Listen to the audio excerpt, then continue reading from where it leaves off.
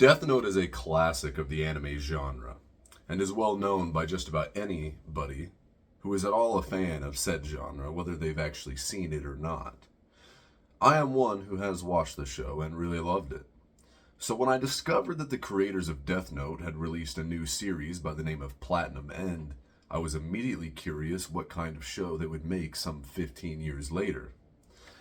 The concept was immediately interesting to me. It begins with a middle schooler in Tokyo leaping off a building to end his own life, and suddenly being rescued from the suicide attempt by a flying angel that grabs him as he falls, and then goes on to tell him that he's been chosen as a God candidate.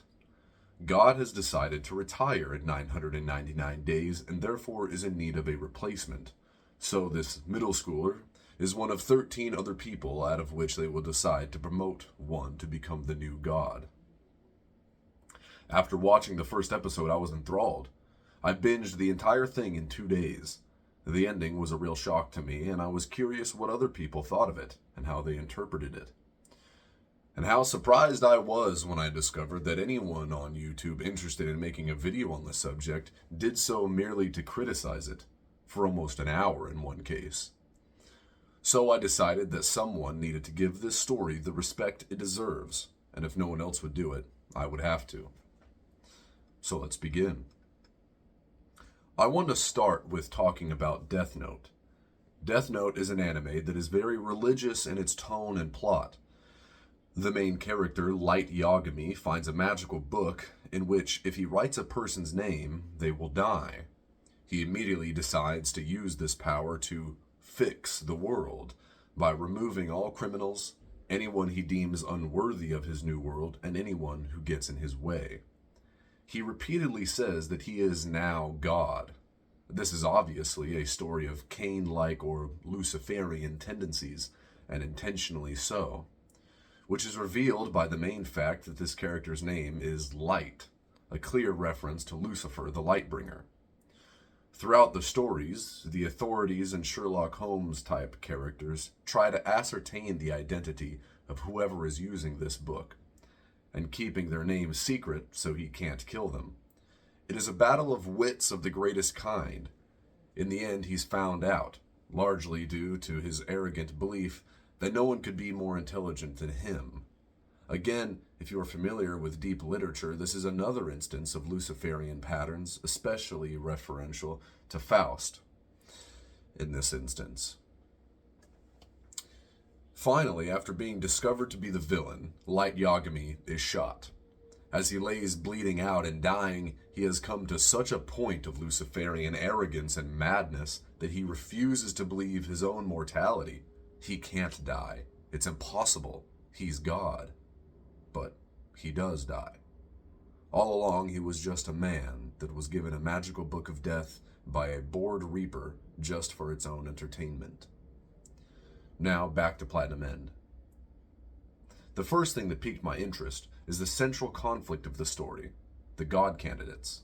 If you had to choose a human being to be capital G God, what kind of person would you choose? Not just a president or a boss or a king, but the absolute power of the universe. What type of personality do you think would be the most appropriate? This is the first point of diversion between me and these critics. They did not find this question interesting at all, which is at first baffling to me before I remember having similar attitudes when I was a young boy. The second thing were the powers that are granted to these God candidates. They are granted wings that allow them to fly faster than the speed of light, and 2 magical arrows. Red arrows that make people fall in love with them, and white arrows that instantly kill people. Inevitably, the God candidates begin fighting each other, and there are a number of rules to these powers they have that give them some intrigue and consideration of strategy in their fights. And to the critics, this is all it was, a magic system for the characters to fight with. To me, however, it was much more, something to ponder. Are those the most fundamental powers? The most powerful ones?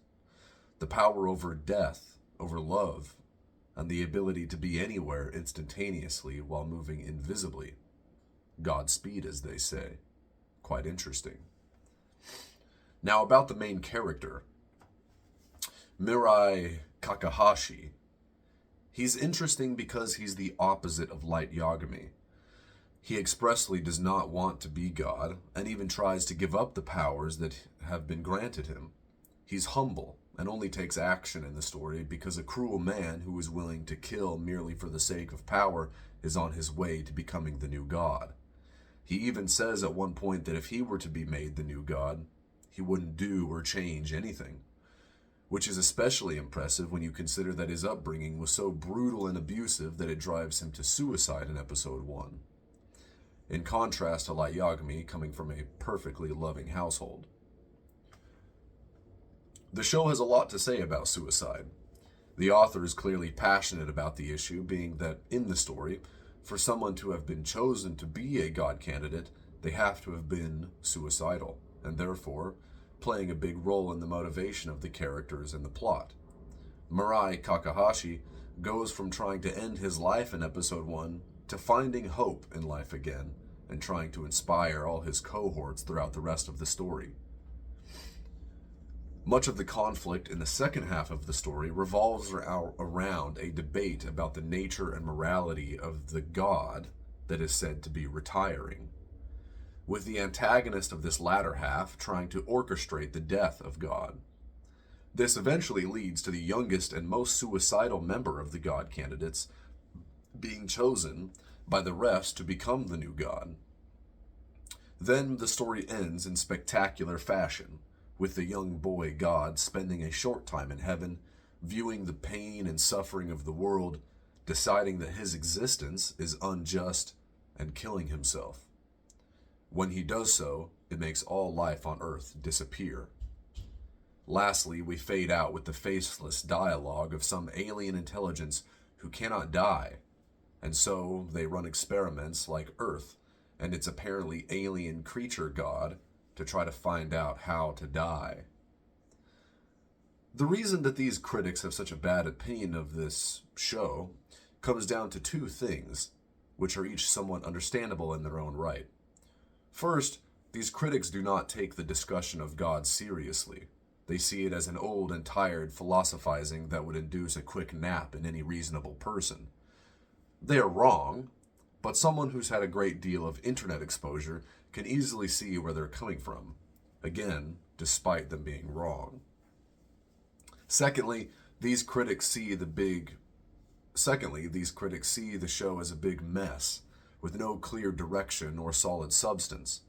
It's understandable that they would say this because it's true to a degree. The show is trying to do a lot of things at once, and unfortunately appears to have not been given the requisite page time to do any of those things the full justice deserved. However, the difference I feel in opposition to the critics is that I was really interested in those things it was trying to do. I told you about those things that interested me at the beginning of the show. Now, let me tell you some of what I found interesting to think about by the end. Mirai Kakahashi's fiancé, by the end of the story, even though she knows that God is a middle school boy from Tokyo, she still prays every day that he will maintain peace on earth. When the boy meets God, God tells him that he doesn't know where he himself came from, which is of course a reference to an ancient Buddhist traditional myth. The boy in the end killing himself and God resulting in the cessation of life on earth was contemplation-inducing, and it being symbolic of a person committing suicide, affecting far more than just themselves.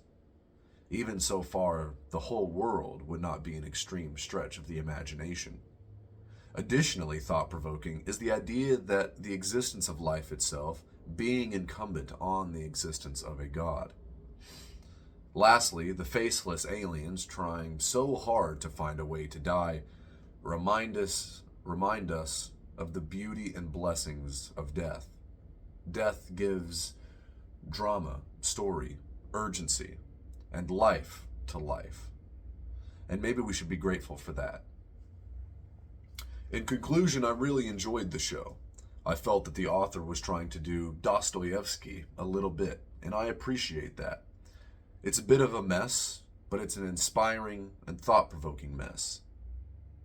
So you should go watch it. P.S. Most critics are gay losers.